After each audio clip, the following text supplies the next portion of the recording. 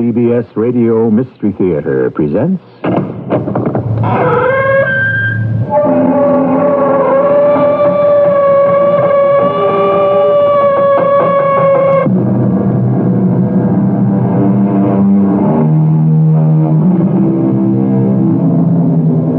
Come in. Welcome. I'm E.G. Marshall. We have yet to discover how quickly the human mind works. We know that in the twinkling of an eye, it can conjure up past experiences. We know with that rapidity, the mind can flash entire dreams before us. But what we don't know is what does a dying man see during those last flashes of life? And can his dead body register and retain that vision? Bill, after that kid was shot, how long did he live? Just an hour. I was right there. Yeah. He made the mistake of trying to shoot it out with an Army veteran. Yeah. As a coroner, I've seen about every expression of hatred and fear on dead faces that there are. But this kid, his face was frozen into the strangest kind of look I've ever seen.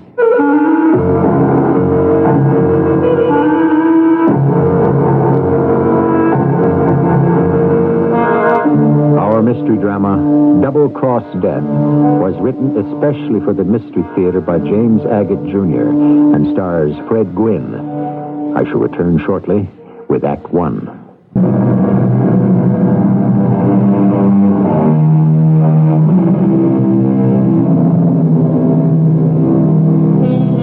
They say a town or a city is the sum total of the unpopular and unwanted jobs that people know need to be done. Jobs they wouldn't want to do, yet someone does them, like the undertaker's job, the tax collector's, or the coroner's. Not that Bill Watts, the coroner of the city of Bellport, ever complained or was bothered by having to deal daily with ugly death. That is, not until now. And now Bill is very bothered indeed. But crying out loud, Charlie, don't just stand there. I've tied the toe tag on this John Doe. Go ahead and make the entry into the morgue log and shove him back in the icebox, will you? Are you touchy today? Are you doing what I told you? Yes, Mr. Watts.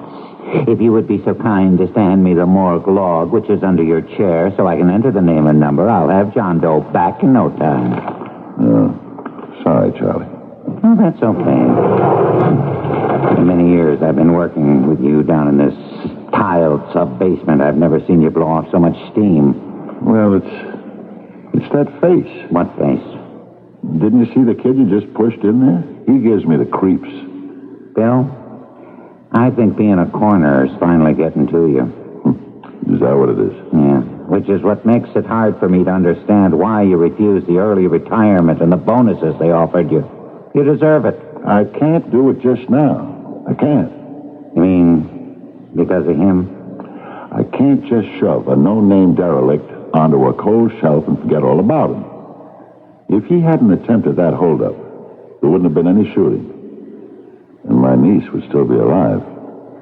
Yes, I'm jumpy. I'm upset. I'm darned upset. Dora and Jimmy are only married 6 months. Her father's my brother. And Dora's uncle. I was at their wedding.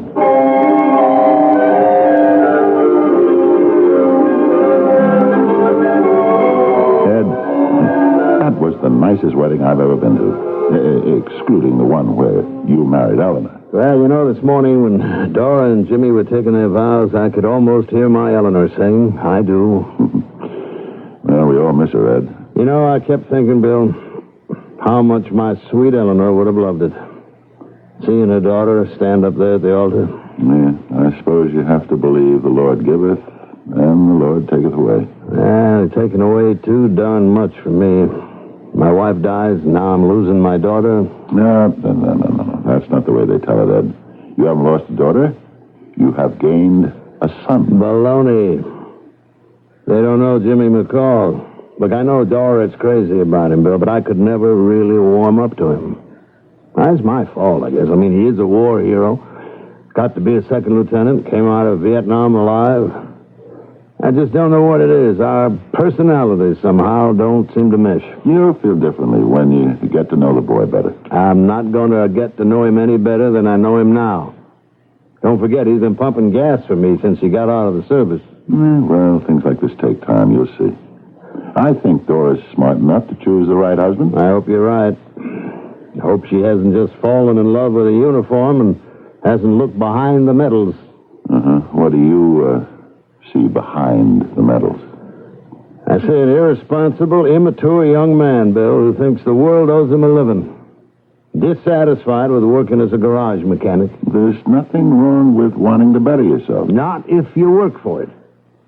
But too many times I've heard that boy say, wish I could come up with an idea how to make $1 million fast. And I don't care who I have to step on to make it. Yeah, that's just juvenile talk. Maybe. But I don't want my daughter to be the one who gets stepped on. So you see, Charlie, there's no way for me not to be involved. My brother's daughter is dead, and that John Doe did it. When I look at that kid's face, he doesn't look like a man who looks when he's firing a gun. I can't tell you more than that. Well, you ought to know, Bill. You've seen them all. Yeah. Yet I know his gun killed Dora. No doubt about that. Charlie, I'm going away for the weekend just by myself. I know I ought to spend time with my brother Ed, but I just can't. I'm too upset. I've got to be alone.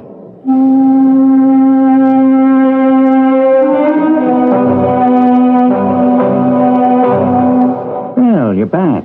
And you look great. I took this morning off, too, Charlie. You missed me, huh? Well, it isn't that I missed you, Bill, but you missed Jimmy McCall. You was here at the morgue? What did he want?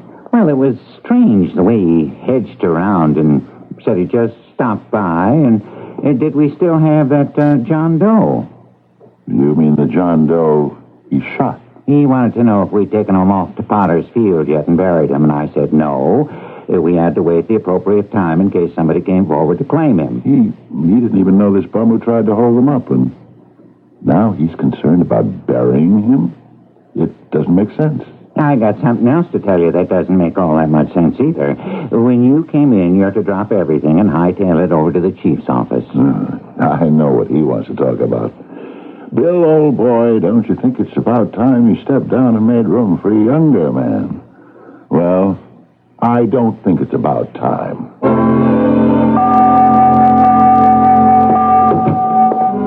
Bill, good to see you. Sit down. Yeah, well, I won't mince words. Don't you think it's about time you stepped down and made room for a younger man? Take an early retirement? David, I'm not stepping down. Not right now. I told you that last month. But now I've got even more reason to hang in there. I don't know what's so all-fired inspiring about working in a sub-basement. Dave, you know that John Doe, that hippie who tried to hold up my niece and her husband, Jimmy McCall? Oh, yeah, I know. He killed her niece. That's what ballistics says. The gun he held killed her. Jimmy, with his service revolver, killed John Doe. And you don't go along with that? I do not. And that is why I have to stay on. Dave, there is something about this whole case that just won't let go of my stomach. Some people have intuition. Some people have second sight. I've got knots in my stomach. Okay, Bill, I accept that. Stay with the case. Forget anything I said about retirement. It's forgotten. I want to know more about this case. All I've had are the official reports, but you were actually there minutes after it happened. I hope someday, when it's a little easier for you, you'll tell me about it. I could tell you now. Ed, my brother, and we've been carrying this alone for a week now. And maybe it would make it easier for me to live with if you'd share it. Bill, I'll tell you what. Put your feet up on my desk, lean back, and go ahead. Dave, I was sitting on the stoop of my house a week ago Wednesday night, and I saw them. Dora and Jimmy, coming back from the movies. I live right across the street. They got inside the door of their apartment house, and then I saw this raggedy, hungry-looking fellow, his hair tied up in a ponytail, follow them inside. The next thing I heard were shots.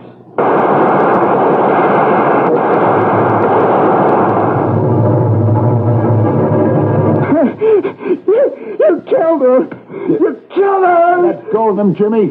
Stop banging his head on the floor. He killed her, don't you understand? Dora. Oh, Dora. Oh, Lord in heaven. Where's your phone? It's in the apartment. We didn't even have a chance to get in there before he pointed his gun at us. It's lucky I had my revolver. It's over there on the bookcase. I got it.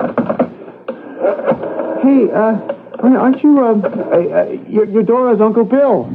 Hello, Harry. Bill Watts. I'm at 22 Grand Street. One flight up. In the hall. Get the ambulance here on the double. There's been a shooting. Yeah. A man and a girl. Yeah, serious. Hurry. I'll be in the hall with them. Dora. Little Dora.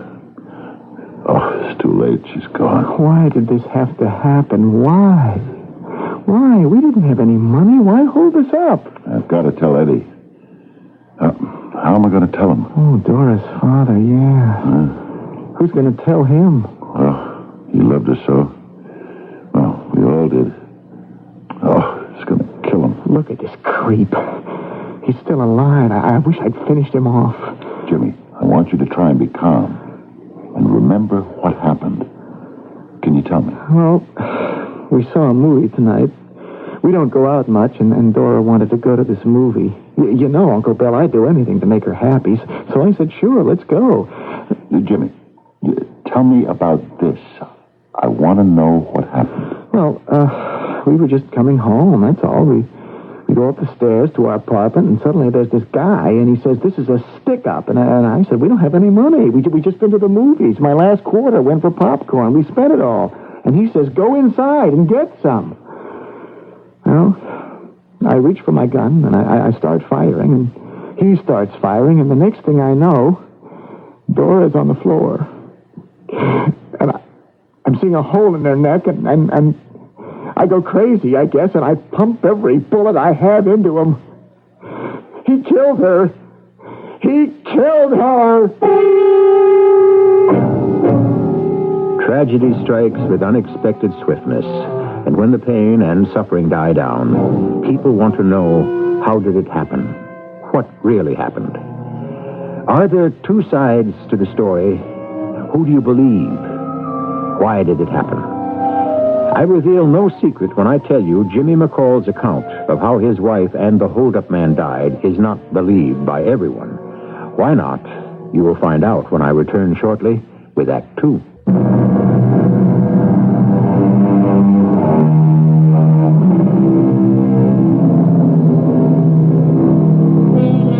When you live by the book and strict adherence to the law is your way of life, there's no turning away from the genuine. Nor is there any question that Bill Watts, the coroner, will be deflected from his search for the truth. He has taken the police chief to the morgue to experience that gut feeling Bill calls the knots in his stomach. So they came and took Dora and the kid with the ponytail to the hospital. I was pretty shook up by then. Now, there were 245s. You saw them? Oh, yeah. One was Jimmy's Army service colt. The other was the intruder's. Jimmy claimed the intruder was firing at Dora as he was firing at the intruder. Yeah, ballistics bore that out. And when he told me that day, I believed him. You don't now? No, Chief. I don't. When you're emotionally involved with a victim, it's very hard to make an objective judgment. It hasn't stopped my thinking process. When I went to the hospital and saw the hippie trying to hold on to life and losing, and all the time his face frozen into this incredulous stare, I have to admit I felt very sympathetic. Just as I said, your imagination, Bill. You let fantasy interfere with fact. Dave, I've seen a lot of shot-down gunmen. I've seen about every expression of fear and hatred in the book. But this kid, he's no older than 18. I want you to see what I've seen. Charlie, pull that John Doe drawer open, will you? I'll pull back the sheet. Why, he is just a kid. No ID. No labels in the clothing. They're obviously cast-offs. And nothing in his pockets. No distinguishing marks. Just long hair. Yeah. A kid like that, holding up people with a gun. Yeah. Something else I want to know. How could he shoot so straight that he hit Dora 5 times out of 6? Why didn't he fire Jimmy? That's where the bullets were coming from. Well, was I right? You haven't closed his eyes. I didn't close them on purpose. The eyes and the way his head is turned, wouldn't you say it means something? I don't know, Bill. Dave, come on. Read that face. What's that look? I'd say, surprise. He must have been plenty surprised when a man he's trying to stick up starts shooting at him. No, Dave, it's more than surprise. A lot more. Well, so how does that alter anything? A hold-up man gets killed. A young wife gets killed. Her husband lives. There's nowhere for the law to go.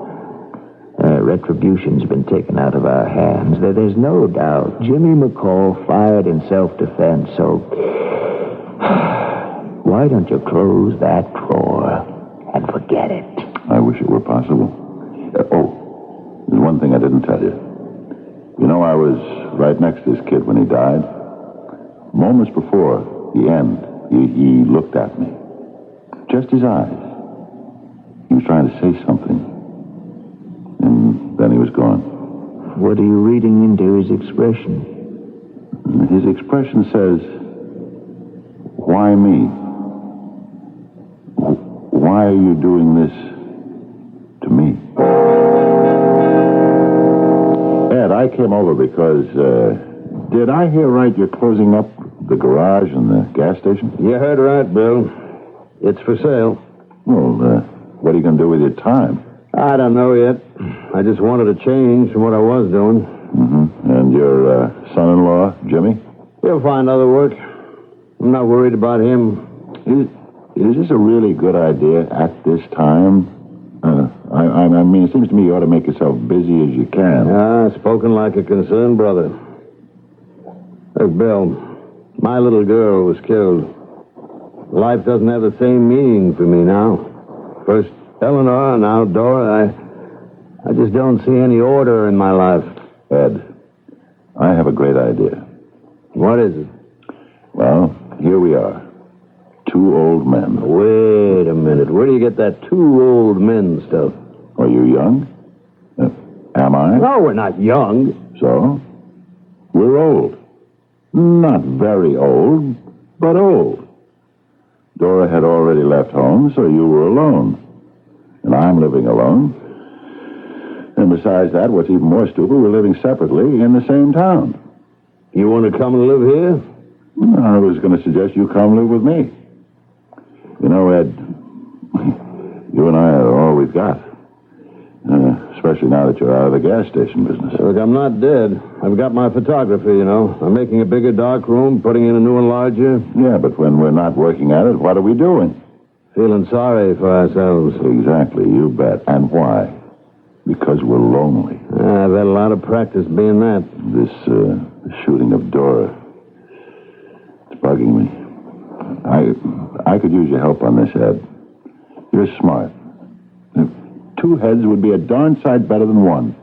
Bill, are you saying what happened isn't what the police said? I'm not satisfied with all the facts, and... Well, what else is there? The hold-up man's gun killed Dora. Jimmy's gun killed him. When Dora first started going out with Jimmy, I hated it when I found out he always carried a gun. I used to say, we're not in Vietnam, you know. There's no war going on here. I was wrong. Why, because at least he could defend himself. I don't know. Imagine a bum like that in those ratty, cast-off clothes with a Colt 45. Couldn't even afford a slingshot. Wait a minute. Say that again. I said, what's that beggar, that hippie, doing with a loaded revolver? Where did it come from? You're right. Where'd he get it? How? Huh. What an error. We checked the bullets against the revolvers, but we didn't check the guns. Well, Jimmy's gun was his. I've seen it often enough. Got U.S. Army written on it. It's the other one. Whose was it? That's what I want to know. Well, you can find out. Yeah, sure I can. They're all registered. They got numbers on them. Ed, you put me onto something. Bill, what about us moving in together? We've got to do it. You asked just the right kind of questions. Ed, you are going into the coroner business with me. I never thought being my brother's partner in the coroner business would get me into the circus for free. I knew you'd enjoy this business. But since this morning they're not putting on a show, they're just rehearsing for tonight's performance. What's the name of the fellow we're looking for, Bill? The great Mezzini. That's what the salesman in the gun shop told us. He sold that Colt to Mezzini. Mm-hmm. What do you think he'll tell us? I've got no idea. The truth, I hope. There's the great Mezzini in the lion's cage. Caesar! Brother Cicero! When I snap you with tonight, I want you to growl much more fiercely. You understand? That's what the customers are paying for. Good, Caesar! Yes, gentlemen. Would you stand aside so I could open the gate? What can I do for you? My name is Bill Watts. I'm the coroner for this area. This is my brother Ed. He works with me. You're the coroner. So far as I know, none of my cats have eaten anyone. Do you own a Colt 45? Model number 6547-8. I don't know. Let me think. You do own a Colt 45? Yes, but I'm not sure of the number. I'm not sure my cousin gave it back to me. How can we find out? Well, my trailer is right over here. All we have to do is step inside.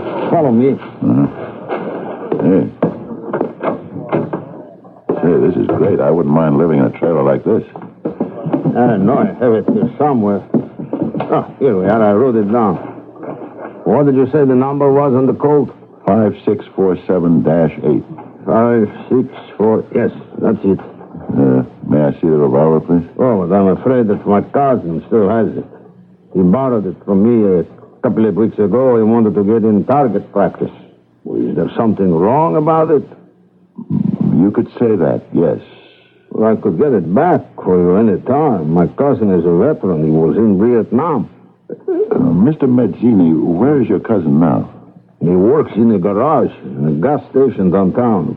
Ed's Place, it is called. What's your cousin's name? Well, it used to be Mezzini, just like mine. But he changed it to McCall. Jim McCall. Mezzini is a very good name for a lion tamer, so I kept mine. I see. Why did you loan your coat to your cousin? Didn't he have one? That's what I asked him. I think he said his was on the blink. Since I never used mine anymore, why not? When did you loan him the gun? All right, let me see. Oh, it was the 5th. I remember the date because it was 6 months to the day that he got married. And you haven't heard what happened? To who? Right here in Bellport. Well, I've been out of town until late last night. Some of us did a benefit upstate. I guess I lost touch with whatever was going on here. Mr. Mazzini, I advise you to sit down. Because what I'm going to tell you won't be easy to take standing up, even for a lion tamer.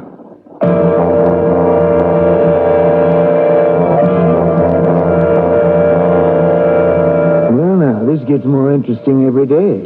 McCall had 2 Colts, Chief. Did he know the poor son of a gun who followed him into his hallway? Of course he did. Did he give him the gun and tell him to shoot his wife? Not likely. But he could have fired both guns at the same time. One with the right hand and one with the left. You have to be a darn good marksman to do that. We don't know that he isn't. If Jimmy wanted to kill his wife, he had to make it look like a stick-up that went haywire. But the fingerprints don't fit that scenario. When I got there, Jimmy was shouting, "You've killed her! You've killed her!" The hippie was shot, lying on the floor. Jimmy was pounding his head. The gun was in the kid's right hand. It could have been put there. That would explain why most of the prints were smudged. I hope it's not too late to make a paraffin test to see if John Doe did or didn't fire that gun. Well, I'm sorry now we didn't test both of Jimmy McCall's hands. But who would think of that? You know, with all these theories, we still don't have enough to pull McCall in. Because we don't have a motive for why he'd set this up, right? Right. Well, Bill, I want to thank you for all your help over and above your normal duties. You check back to this office in a couple of days, and I'll tell you how we're making out. Check back? Wait a minute. I'm not to go ahead and follow this through? Is that what you're telling me? Well, I'm sorry, Bill, but my hands are tied. After our last talk, I met with the medical examiner's board to reconsider their position. They turned me down flat. In 2 weeks, you're going to be 60, Bill. That's the age limit for the job, and there's nothing I can do about it. I've often wondered why a certain age, say 60 or 65 or even 70, has been arbitrarily chosen as the year you boot a person into the refuse heap. Cellini, Hans Christian Andersen, Sir James Barrie, Bernini, and I'm still at the start of the alphabet, were working into their 70s, still useful, still functional. It's a good thing for all of us Bill Watts did not resign from his job. We'll see why when I return shortly with Act 3.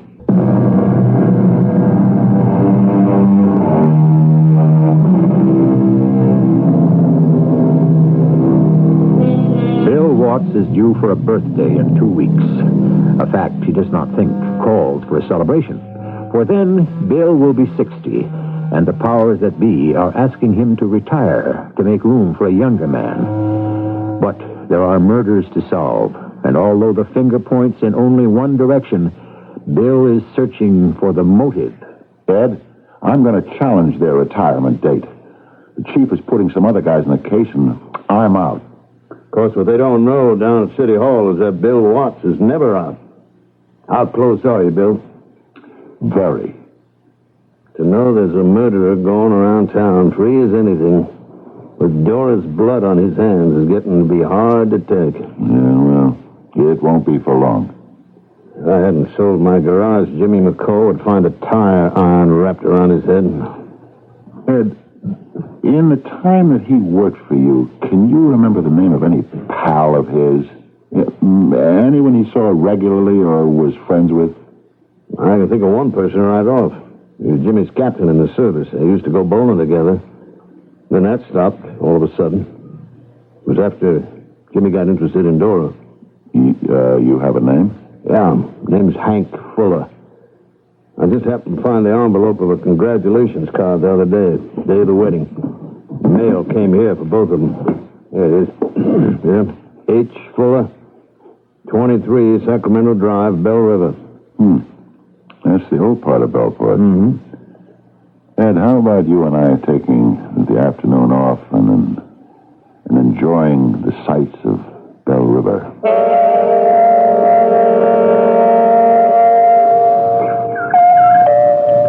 We've been ringing that doorbell for 2 minutes.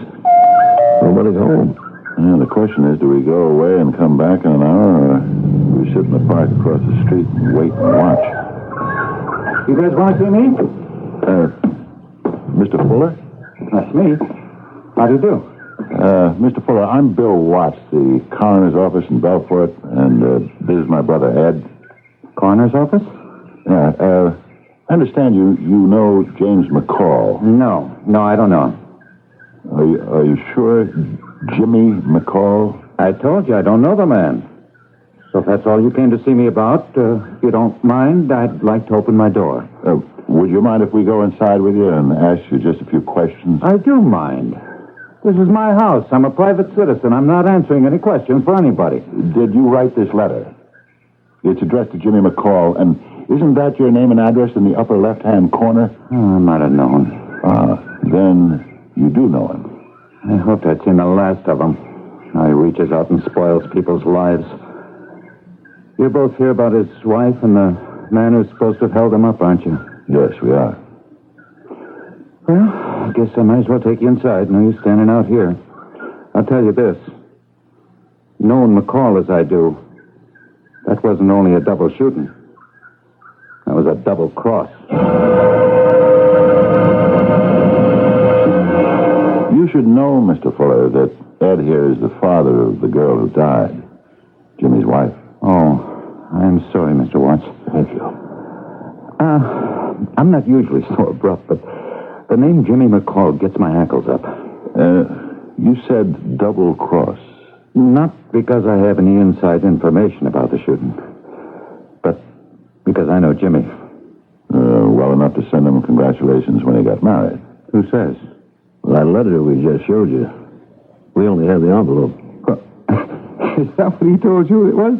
Congratulations? Well, not in so many words, but he left that impression. I didn't know he was even getting married. No, I knew he worked in your garage, Mr. Watts. I wrote that letter to remind him of his debt. And if he didn't pay up, there were 150 guys who wanted his hide, the whole company. Which company is this? Company G, Foxfire. When we got back from Vietnam, we had a reunion. 150 guys made it. I don't have to tell you what a smooth talker Jimmy is. He had an idea to go to Washington and buttonhole anyone he could to get Company G Foxfire some extra compensation money for being in the line of defoliants. Well, what happened? We took up a collection. Everyone threw in $50. Multiply that by 150, and you've got $7,500. Jimmy shoved off, and we never heard from him again. How'd you locate him? Just chance. 5 years later, he moved into Bellport, 15 minutes from where I live. I read about this big war hero in our newspaper. Well, taking all that money and delivering is one thing, but he could have tried and been too ashamed to get back to you because he couldn't deliver. I should have known better. I knew him. And he's got no moral sense whatsoever. I'd say he was probably the most amoral person I ever met. We get the drift, Captain Fuller. No, it's Mr. now. I'm in the construction business. Well, finally, I put the heat on him in that letter to repay the money. Gave him 3 months. If the guys didn't get their money back, I'd be in touch with Washington myself, and he'd be in jail. Anything else I can tell you? Not right now. But if there is, we'll know where to locate you. Thanks again.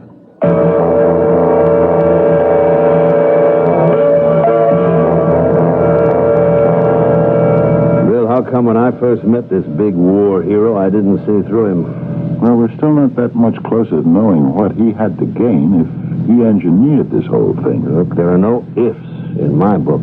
Ed, the next street phone you see, will you pull up? I want to put in a call to Dave at headquarters. There's up ahead on the right in the corner. There's 2 phones. One is empty. Good. I won't be long.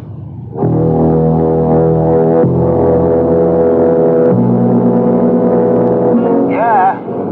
David, it's me, Bill. I've just been to see a man who is captain of McCall's army outfit. He accuses Jimmy of taking money under false pretenses and... Hey, what are you giving me? We're not interested in McCall the Chiseler. Murder's what we want to pin on him. Yeah, well, the point is Jimmy needed money. According to this witness, who knows him very well, McCall would do anything. And that's a quote. Anything to get what he wants. Thanks for the character analysis. I thought the same. I'm thinking insurance. So did I. Figured money must be the motive, so we're checking all the insurance companies. Well, why don't we bring him in for questioning? I want to wait one more day. I need hard evidence of that motive. Well, you're the boss. So long, Chief.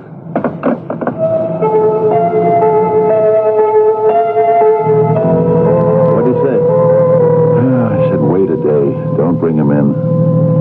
Dave has an idea Jimmy and Dora might have insured one another with a life policy. Dave's checking around. Killed his own wife for the insurance? Ed, I'm sorry I said anything. Will you drop me off at the morgue? I'd better give some attention to our other clients. Make out reports on arrivals and departures.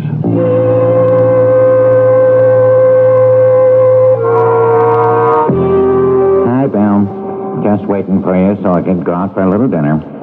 Charlie, before you go, will you roll out that John Doe? You know the one I mean. Sure.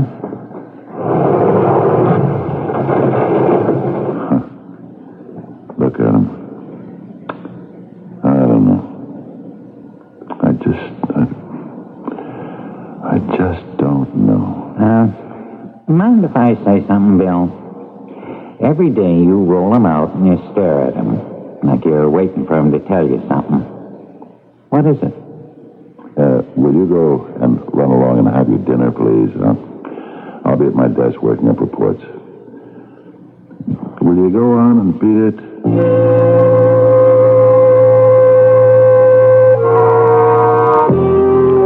Hello, Jimmy. I've been waiting for you. You have, Uncle Bill? I figured you'd wait till I was alone. You figured right. You're worried, aren't you? You're wondering why we don't send your friend out to Potter's Field. Why are you playing games with me, Uncle Bill? I am? You went to see Hank Fuller, didn't you? Nice man. Outspoken. But you hadn't enough to believe everything he tells you. Why not? Oh, Jimmy, that's not the way. Give me that gun. Why add another death to your list? I don't like people who get in my way. So you're going to shoot me. And then what? Nobody saw me come in. I'll think of something. Are you going to put that gun into my hand like you did with the kid in the hall? Oh, Uncle Bill, you're too smart for your own good. That's what I would have said about you. Charlie, look out. He's got a gun.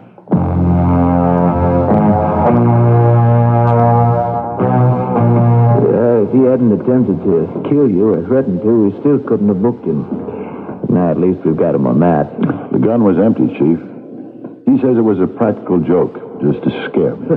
He's full of explanations. When we questioned him on the Mezzini gun, he said he lost it. The kid who held them up must have found it.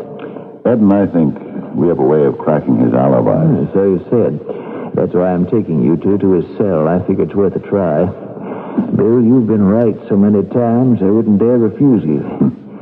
What's in that flat brown envelope you carry, Mr. Watts? Photographs. It's my hobby. Oh. Well, here we are. Chief, we'll be back in your office very soon. Guard, unlock, will you? Hello, Mr. Watts. Uncle Bill? No, I was just kidding last night when that assistant of yours tackled me. Jimmy, the time for kidding is over. We have a couple of things to show you. First, this letter from the Guarantee Insurance Company, which says that you and Dora insured each other for $100,000 each, and that you have put in a claim for it. Well, that's the whole point. I mean, if I died accidentally, Dora would have put in for her $100,000. You still want us to believe you had no hand in her death? Mr. Watts, you're my father-in-law. I love Dora. Hey, would I lie to you? Ed, will you take those enlargements out of that envelope? Jimmy, we know you killed both Dora and the kid you claimed held you up. They are the witnesses against you. You've heard that a dying person's eye will, if frightened enough, retain the last thing seen on the retina, just as if the eye were a photographic plate. Yeah? Ed, show Jimmy that picture you have of Dora.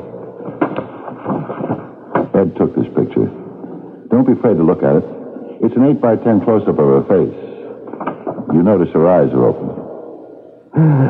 Now, Ed, show him the enlargement of Dora's eyes.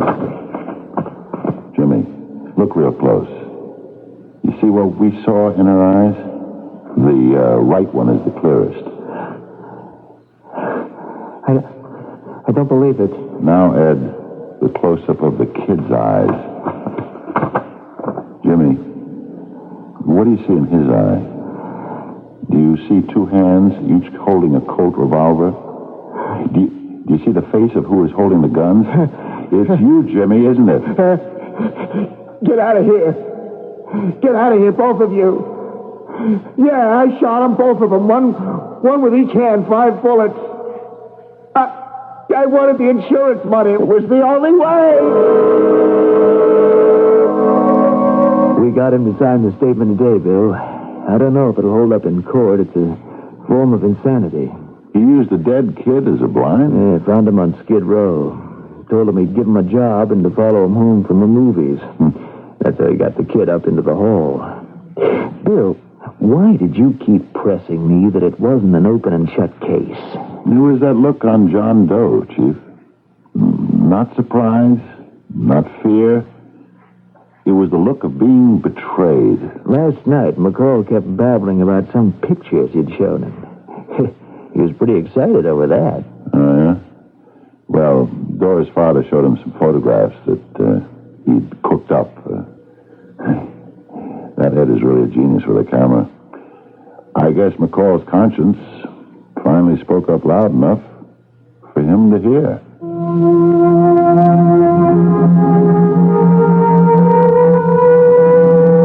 This I must tell you. There is no scientific evidence whatsoever that the eye will retain an image seen at the point of death. Those who have been near death or believe they have crossed the threshold and returned tell us their entire lives pass before them in those microseconds. But we, who remain, will never really know for sure. I shall return shortly.